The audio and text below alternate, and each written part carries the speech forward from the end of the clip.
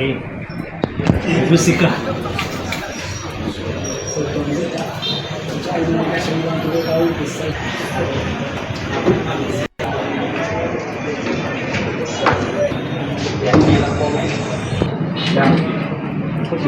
So no one time.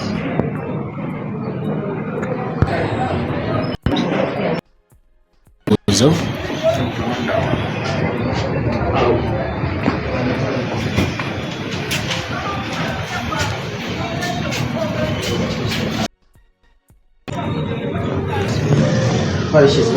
why is it?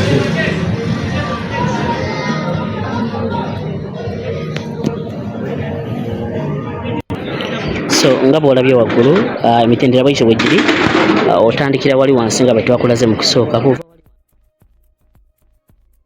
Redison TV kwali webale kubanga okyagoberera yonna gy'osinzira okubanga gy'otulabira tanaba kubanga osubscribinga kikole tubeere nga tutambula ffenna ebiva ku kitebe ekya National Unity Platform wali kugenda maaso n'okubeera nga ate abeegwanyiza kaadi bali mugenda maaso n'okubeera nga baveetingibwa oba nga basunsulwa era nga updates ezivaayo ziraga nti oba oliawo bakansala naddala abali mu kibuga Kampala ab'oku KCCA wamu n'ab'oku divisions oba ba LC3 councillors n'abalala bonna emitendera gyonna nga bwe baba kutegeezezera nga bwe twakugambye ku makya ag'olunaku olwaliro naddala gwe abadde atambula naffe ku mukutu guno gwa Redison TV. Kakati ekiriwo anjagala okutegeeza nti bakyagenda maaso n'okubeera nga basunsula, bakyagenda maaso n'okubeera nga baveetinga era bakansala ab'enjawulo bamaze okuba nga baveetingibwa ko n'abo abatannaba kubeera nga baveetingibwa naye ng'essaawa yonna bali mu kubeera nga bagenda maaso n'okubeera nga bayita mu kasunsula. Akakiiko akavunaanyizibwa ku nsonga z'ebyokulonda Election Management Committee kakyagenda maaso n'okuba nga kakola omulimu gwako. Kakati gwampuliriza njagala okutegeeza nti essaawa eno waliwo updates ezivaayo ze njagala okuba nga nkuwa okuva eri mu bakulu ab'akakiiko kano balina be boogera bye njagala owulirize naddala gwe atambula naffe wabula oba tonaba kubanga osubscribinga kikole oleme kubaako nsonga yonna gy'omisinga. Balina waliwo wano updates ze njagala okubeera nga nkuwa owulirize osobole okubeera nga ofuna ekiva ku kitebe ekya National Unity Platform nzije ate tubeere nga tweyongerayo. Redison TV kwoli webale kubanga okyagoberera yonna gy'osinzira okubanga gy'otulabira oba tonaba kubanga osubscribinga kikole obeere nga otambula naffe ebbanga lyonna wuliriza bino nzije ate tweyongereyo. Leero ngenda kusoma za 28 bakubategeza bannayuganda naddala bannakibiina. Leero ngenda kusoma za 28 bakubategeza bannayuganda naddala bannakibiina kya National Unity Platform.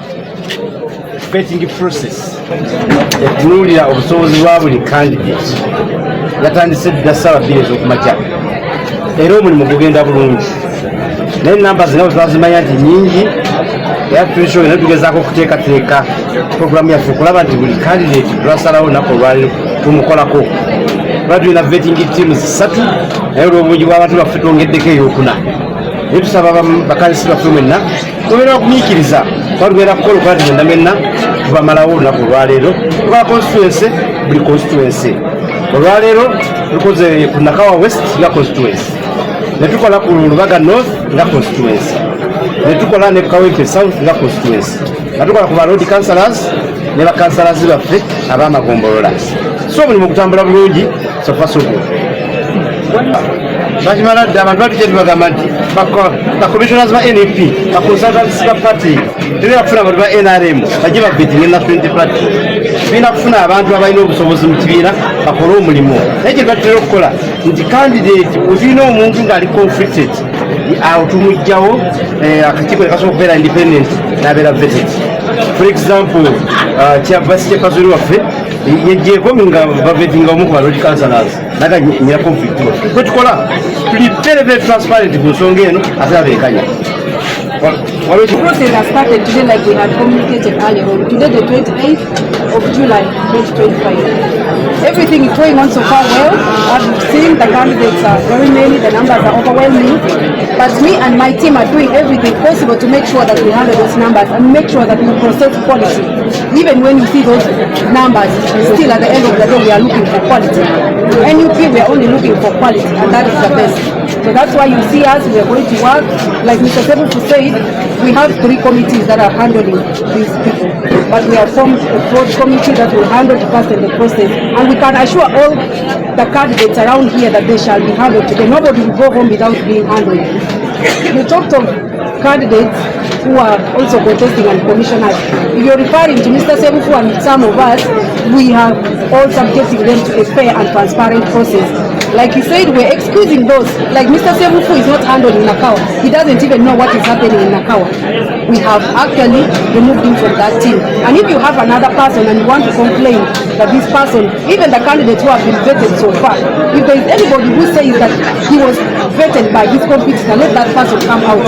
Because at the end of the day, we encourage our people to still go for leadership positions. So that's why we have Mr. Sebufu as a commissioner and also as a committee member. Meaning he is the best. We are looking for the best. But that does not guarantee that he will be the processed candidate, because he's going through the same process like the rest of the candidates. So there is no guarantee for Mr. Sebufu being an EMC member that he will get the card. He will be vetted fairly with other candidates. When should we expect that? You people have been with us from day one, and you saw how the process started. We kept communicating to you the entire process. So even when we are done with this process, we shall also communicate to you. It is just like NEP. So you sit for exams, the examiners will mark your exams, then after that, it will be pinned, and the best candidate will be chosen. So you will have a list of who came first, who came second, and that. So that will be at a due course, but not now, because we are just starting with the exams.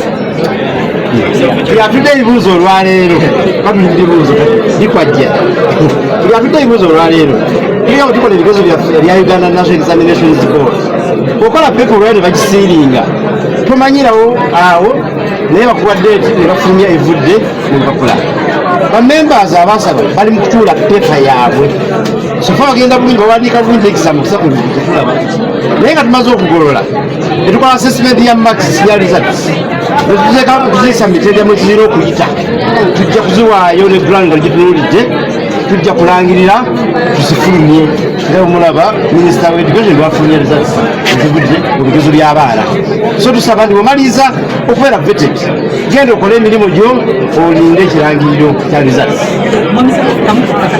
okwetwaggalawo nga 25 ground assessment yatandika eyo paper 2 eno etandise lwaleero paper 1 eno paper 1 naye eno etekeriko pepa eraga obukugu bw'omuntu mu kumanya mu palamenti mu kanso mu LC3 mu LC5 osobola okukiikirira abantu eno pepa